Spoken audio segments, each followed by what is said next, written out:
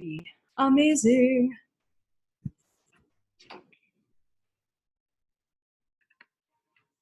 All right, so welcome to Chez Jaren.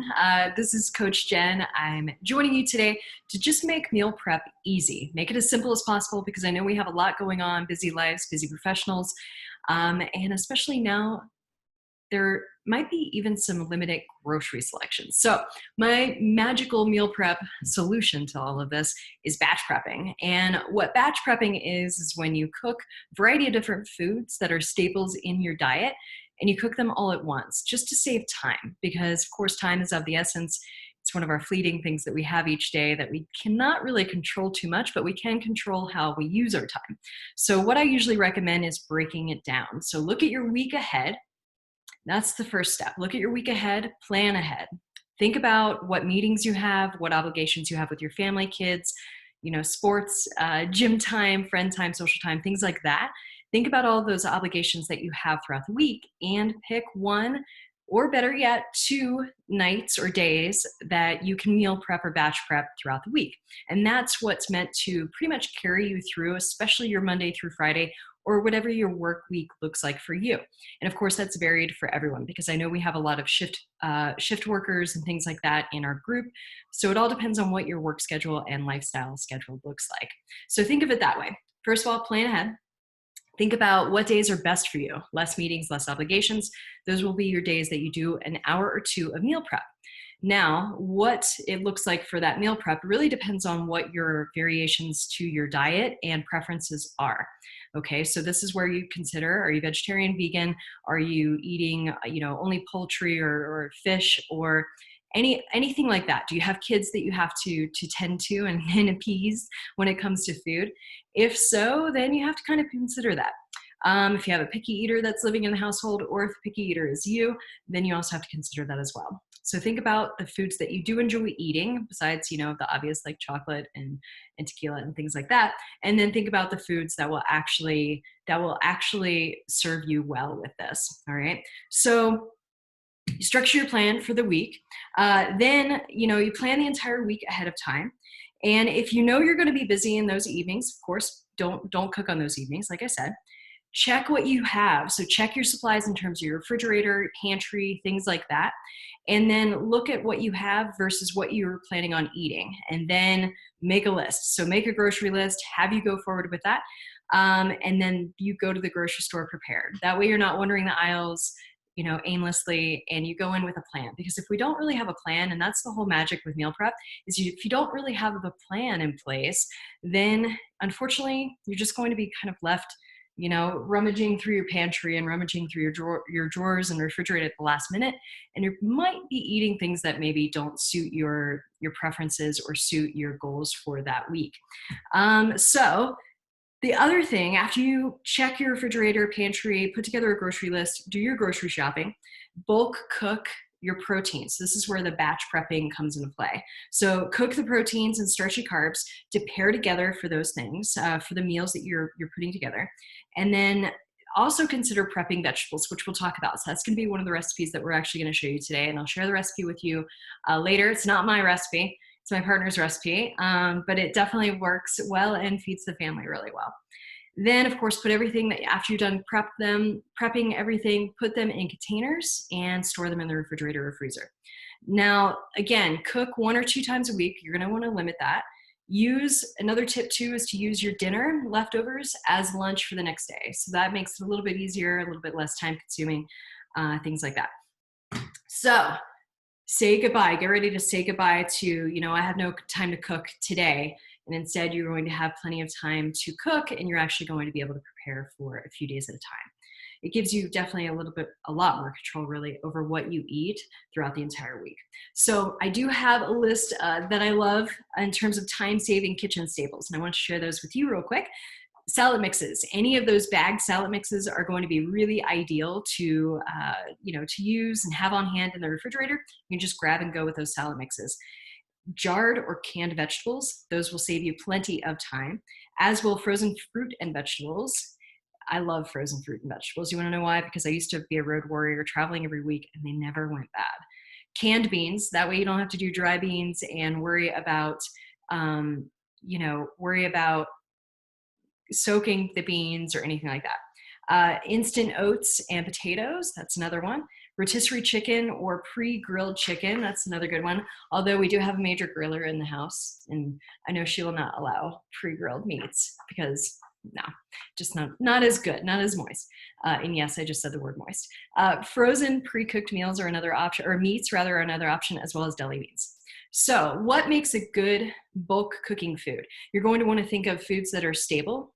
As you prep them, are they stable? Will they last a few days once they're cooked? Obviously, most foods will last, as long as you cook them thoroughly, they will last up to a week, usually in your refrigerator, or definitely with your freezer, they'll last much longer. So other bulk cooking foods that I love, grains and potatoes. So I like to batch them in, grains and potatoes, so carbohydrates that are ideal for you, as well as protein sources. So whatever your favorite protein sources are, another option. Same thing with beans, legumes that I mentioned earlier. My go-to meats are usually chicken, turkey, so ground turkey, as well as ground bison. That's another one. And then we also do a fair amount of like frozen fishes, things like that are wild caught, and they're usually a little bit more sustainable than anything that you're finding at local grocery store, things like that. If you can, obviously support your local butcher. If you are a meat eater, support your local businesses. And without further ado, we're going to go ahead, bring in the sous chef, Erin, and we're just going to talk about, what'd you say? Is anyone on here? No, that's fine. No one's here? It's fine. Erin. We're going to talk.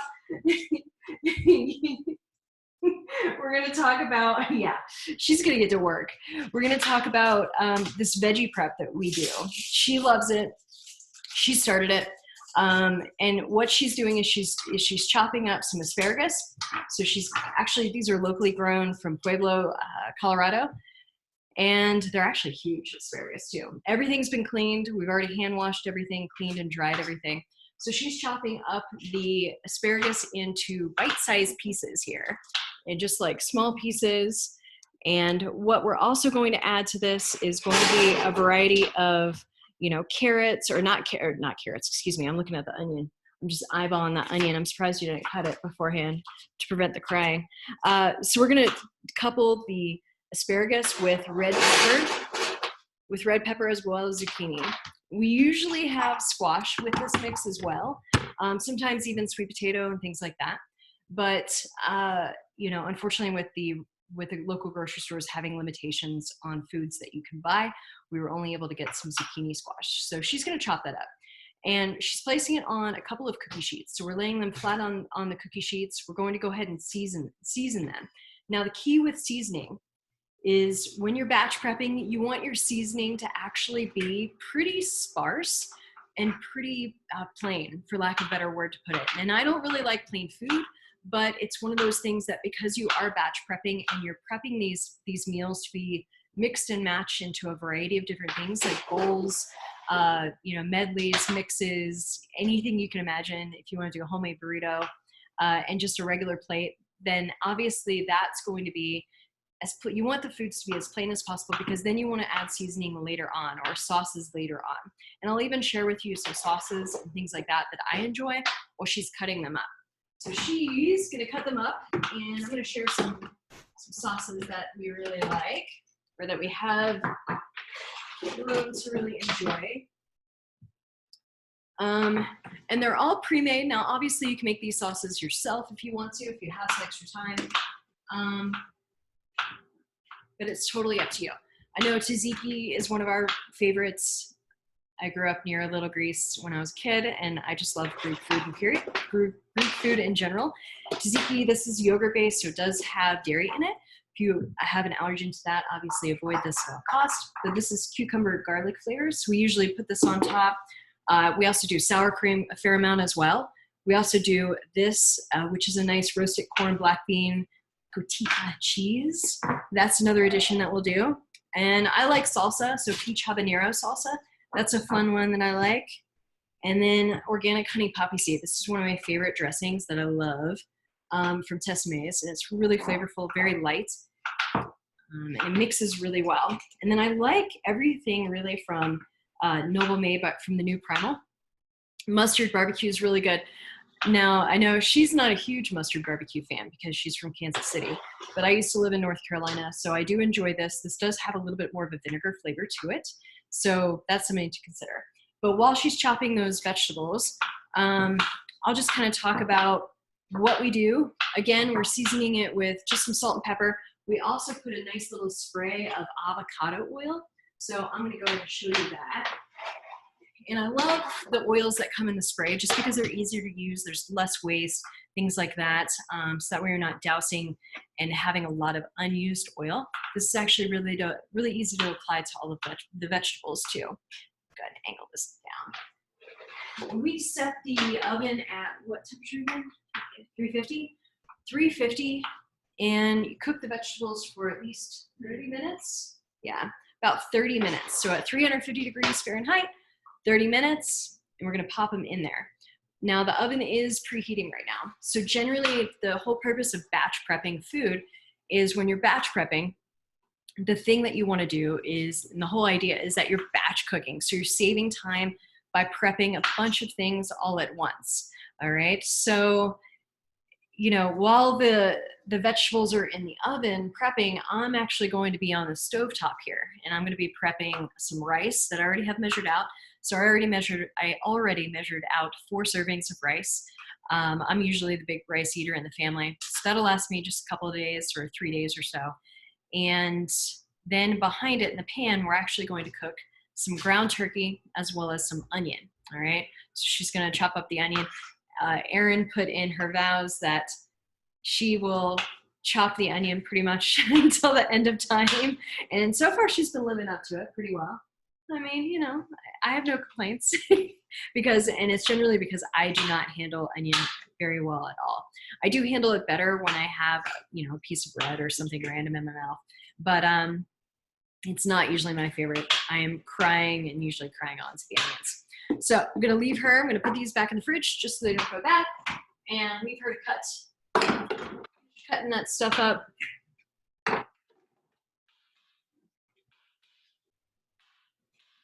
Now, with the rice, I already have it pre-measured, so I have 4 servings in here. And then I just need to add a 1.5 cups of water. And rice is really easy to cook, all right? It's super simple to cook. It doesn't take much time at all.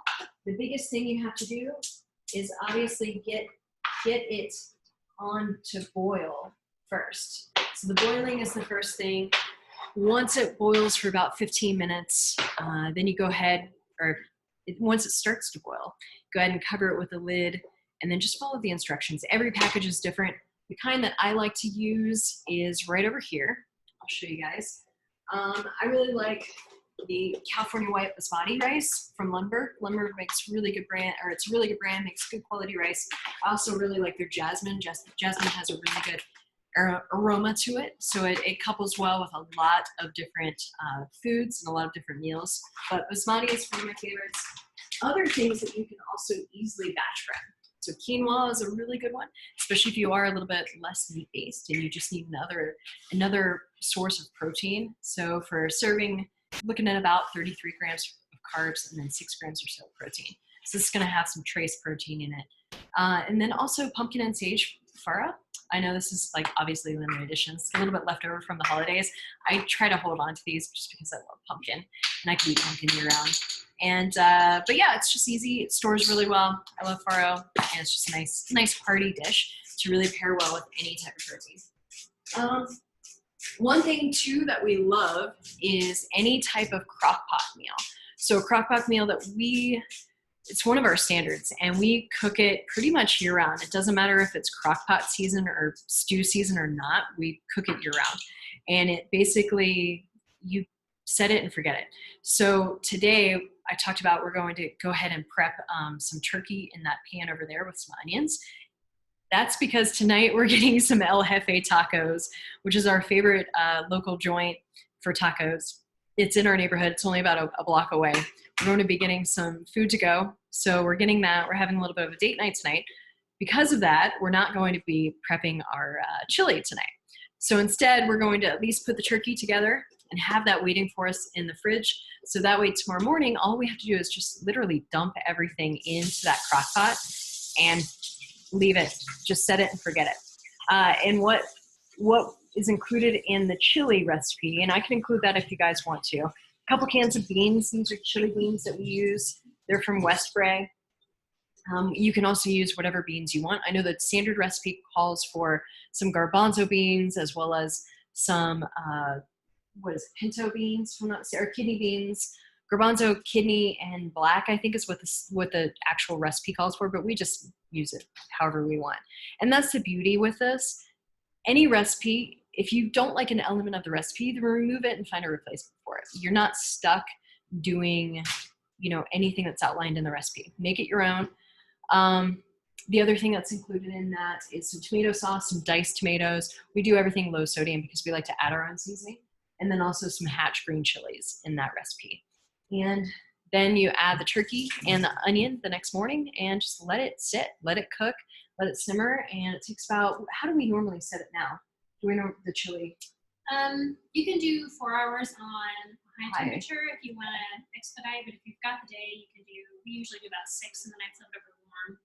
And if you're not here, you can just do 8 and let it go. And yeah. Most of us are home. Yeah. Here, so. Yeah, exactly. Yeah. So it's really easy. Love it. It makes the whole house smell amazing.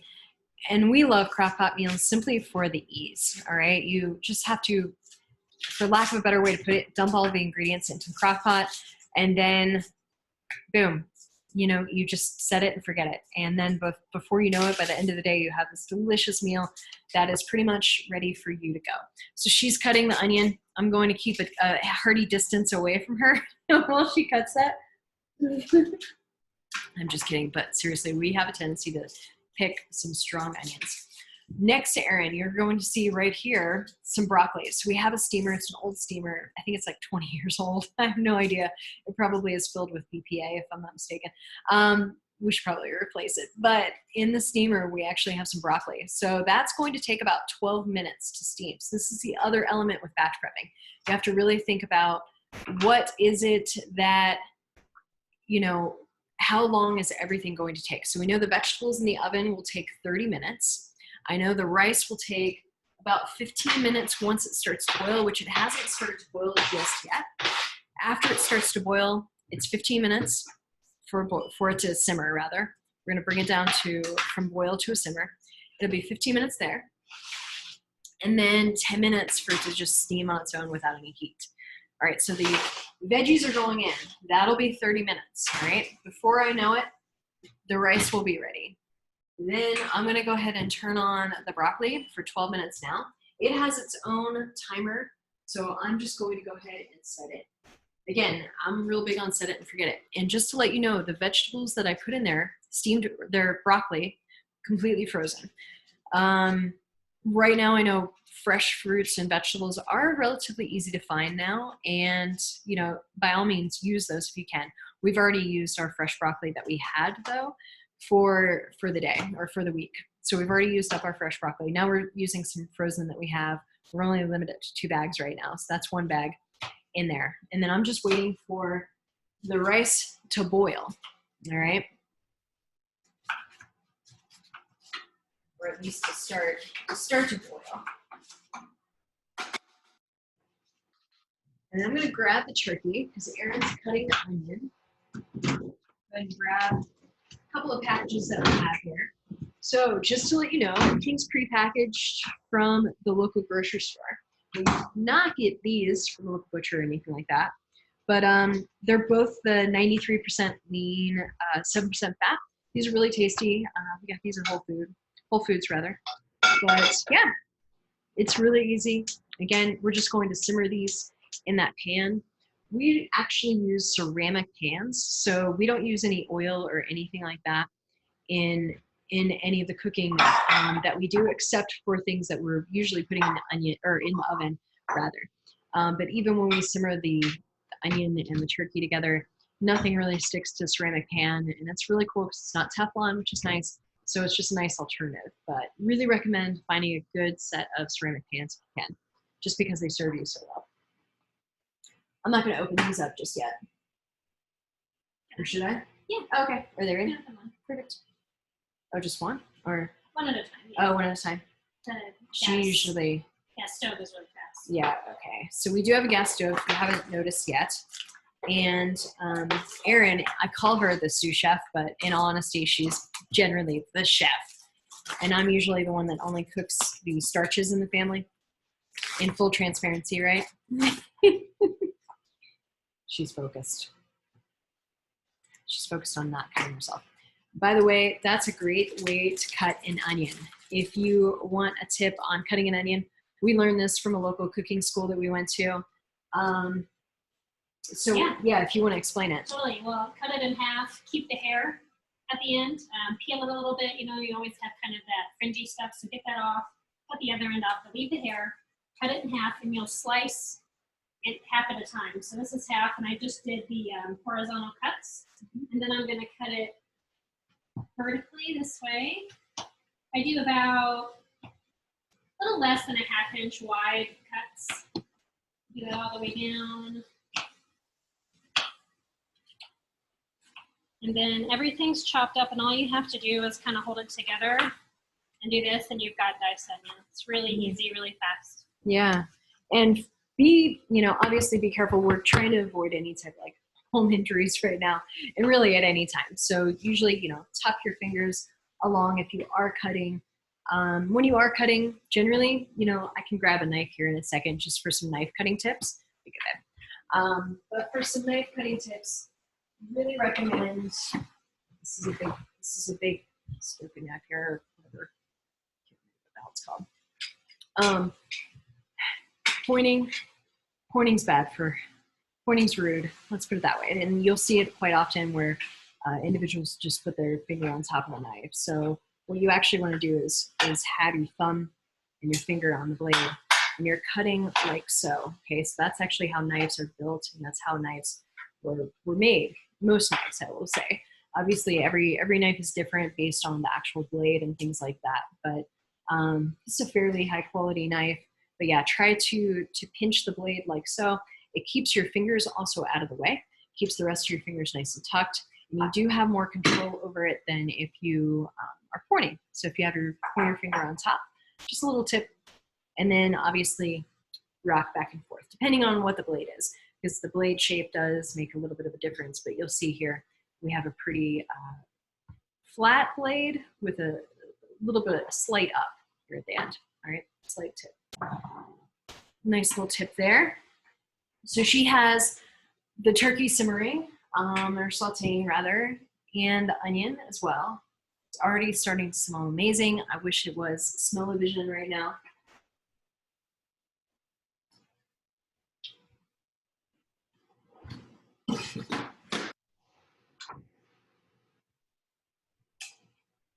Awesome. About how long does that usually take? Less than 10 minutes usually, right? I would say, yeah, about 5 minutes a pound. And okay. I do 1 pound of meat with half of an onion. Mm-hmm. And we do 2 pounds of meat just because we want a higher protein chili. Yeah, those beans. Yeah, and then we have the beans. Yeah. So we have your carbs. Perfect. Yeah, perfect. Still has, so this recipe, the chili recipe that I shared earlier, has a great dose of fiber in it. We love it. But yeah, we put in 2 packages, like she said, 2 packages of the turkey. It's a pound each. So 2 pounds of turkey. We do tend to have a little bit more of a higher protein intake throughout the day. So a couple of things that I did want to talk about in terms of prepping. I know a lot of us who are watching this video do work out, do CrossFit, do something that's a little bit more glycolytic in terms of our energy expenditure. So it is going to be a little bit more carb focused or carb intensive in terms of energy source, because it is going to be at higher intensity. The higher intensity that our body functions, generally the quicker the source of energy needs to be. So glycolytic, and that's where that's where carbs come into play. And carbs are so essential. So that's why I'm making some rice obviously right now. And it is starting to boil, by the way. So I'm going to go ahead and turn that down, cover it. But when you're making your meals throughout the day, throughout the week, so when you're planning ahead, right, the thing that you want to do, 15 minutes, got to keep track. The thing that you want to do is focus on your post-workout meal as well as your pre-workout meal, okay? For the pre and post-workout meal, I can give you grams of carbs, I can give you grams of protein to follow, whatever. You can do that, but here's the thing. I don't want anyone to feel like they're rigid and they have to follow XYZ or a certain type of plan at any point to the T. And because then what happens is if we're not following it to the T, then we think that we're generally an utter failure.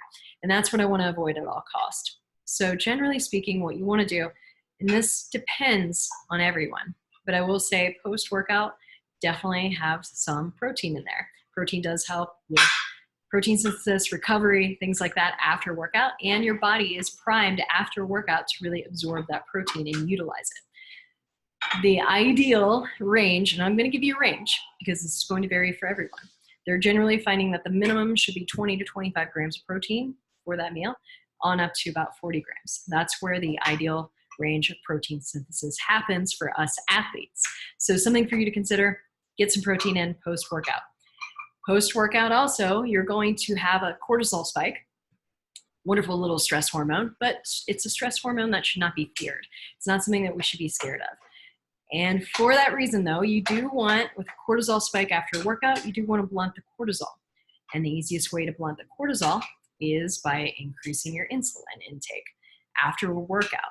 The increase in insulin automatically with carbohydrates will automatically blunt the cortisol or the impact of that stressor post-workout. So that's when you really want to focus on having a little bit of a simpler carbohydrate after a workout. Your body is primed and ready to absorb that and utilize it instead of store it as fat or any excess energy, which would be stored as body fat. All right, so hopefully that's something to think about.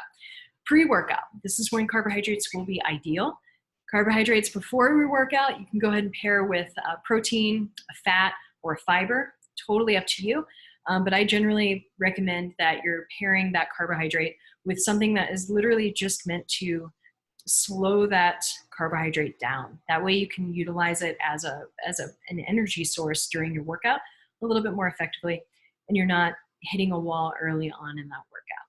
Now, in terms of time period for both of those, pre-workout and post-workout, I will say your post-workout time period intake for consuming that meal completely depends on how soon you actually ate before your workout. So one depends on the other, right? One depends on the other rather. There isn't really a magic window. That's more bro science, so I'll go ahead and share that. But there is going to be a good window of time, is usually 30 to 60 minutes, generally speaking. And it all depends. It also depends on, your hormone cycle, ladies, things like that. So it's all something to think about, but I won't go into too much minutia here with that. I just kind of want to give you a little bit of an idea and something to think about. Now, in terms of pre-workout, you're going to want to give yourself at least 30 to 45 minutes at a minimum, simply for the act of digestion.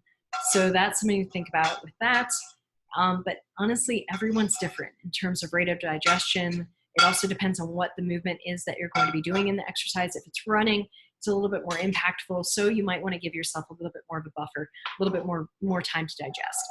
Generally speaking, anywhere between 45 to 90 minutes is an ideal window for that pre-workout, but it also depends. As long as it's at least a couple of hours after you've finished eating, it should be plenty in terms of energy and things like that.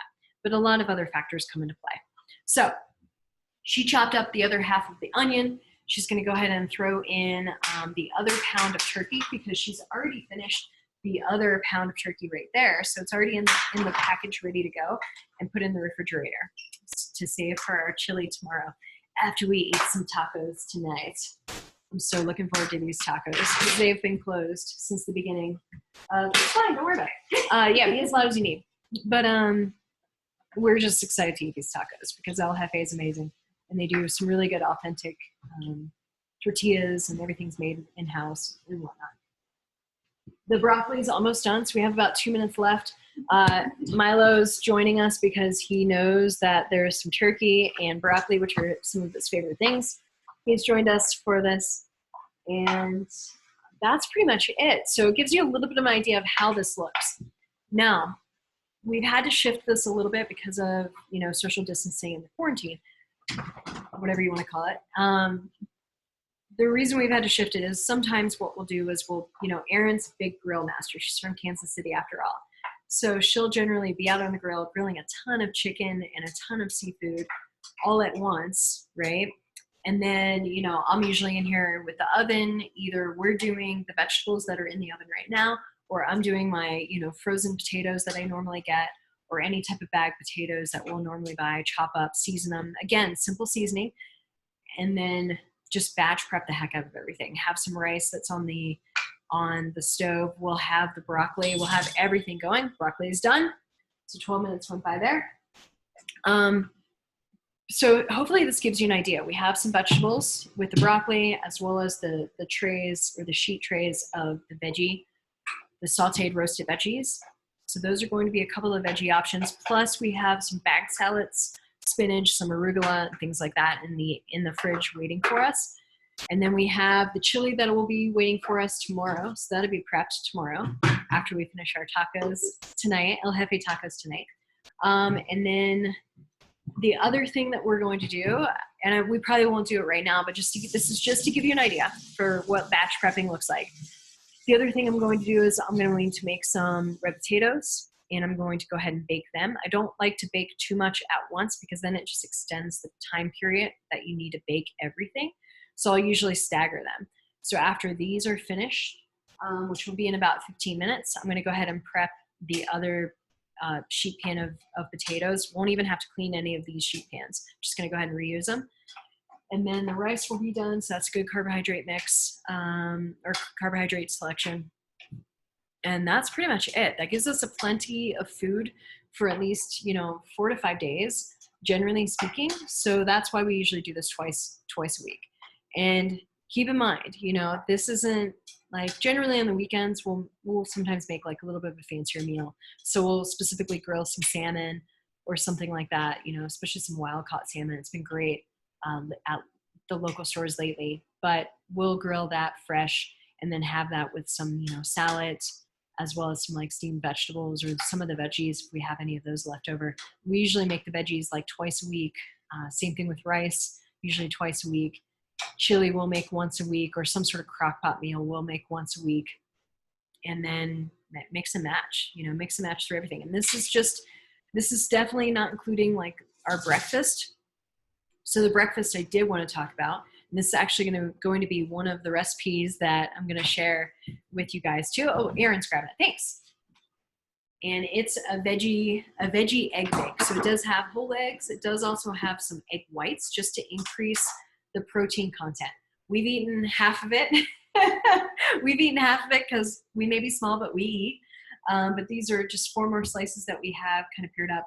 There's spinach, there's onion, there's broccoli for a little bit more volume.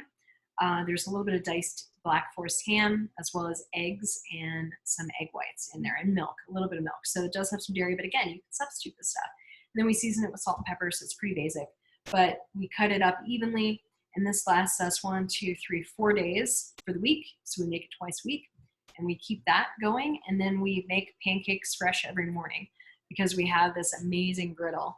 It's an electric griddle that we finally invested in, and it's like the best money we've ever spent just because we cook pancakes literally every morning. Every morning. Are you, Vanna? Yeah. Onwards. But we love that thing. And how much was that? It was less than $30. It was $30. $30 we did buy it on Amazon. But it's great. And it's also ceramic.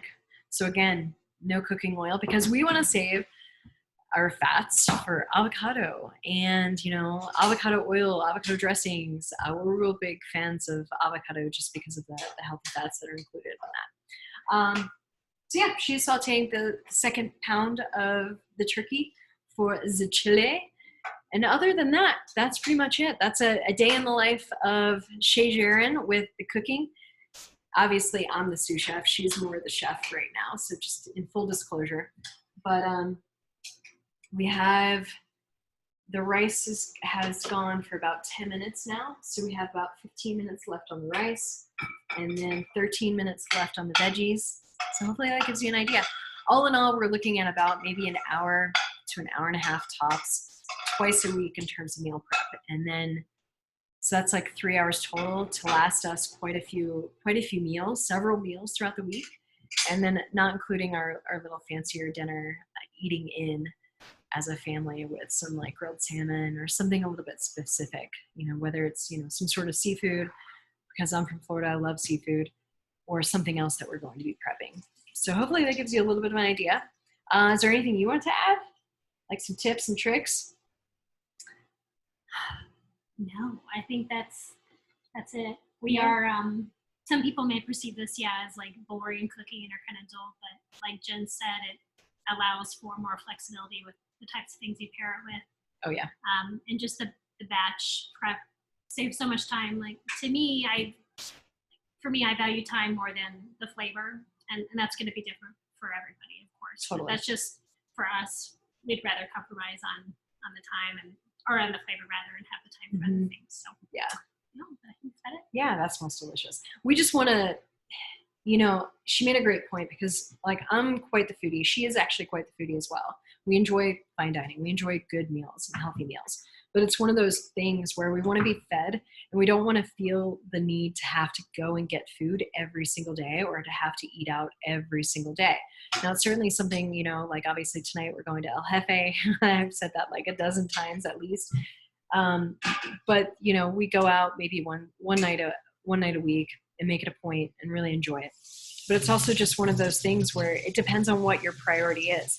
Now, by all means, you can make these foods that we've created today a lot more flavorful. It all depends on what you want. This is why it's specific to you. All right. And that's the beauty in this, is it's honestly just specific to what your preferences are and what you actually enjoy eating, all in all. So again, totally up to you. Season it. You can season it like crazy, but I usually advise just to season it afterwards. Season it when you're creating the meal. So I'm real big on rice bowls, burrito bowls, things like that. So I'll make plenty of burrito bowls with this, some salsa on top, some cheese, sour cream. I love sour type of food, sourdough, things like that. With the chili, we usually pair that with a sourdough that we buy locally. And then sometimes some tortilla chips that we have these delicious lime tortilla chips, and cheese. Of course, we usually put Mexican cheese, but keep in mind, neither one of us have a dairy intolerance or really any intolerance. I actually have an intolerance for brown rice. So I have an intolerance for some FODMAPs. So I actually won't eat any of the peppers that are on the veggie bake that we're doing, the roasted veggies. And I won't eat brown rice, which is why I like basmati, jasmine, things like that, because I actually, while I can eat brown rice, I don't tolerate it very well after a few days, just because FODMAPs, it's my thing. But yeah, anyways, thanks for watching this. If you ever have any questions, email me. My email is jen@shifthumanperformance.com. You can also visit me at Shift Human Performance on Instagram, Facebook, everything that you can imagine. Also, the handle for Twitter, if you tweet and that's your thing, is Shift Yourself Up.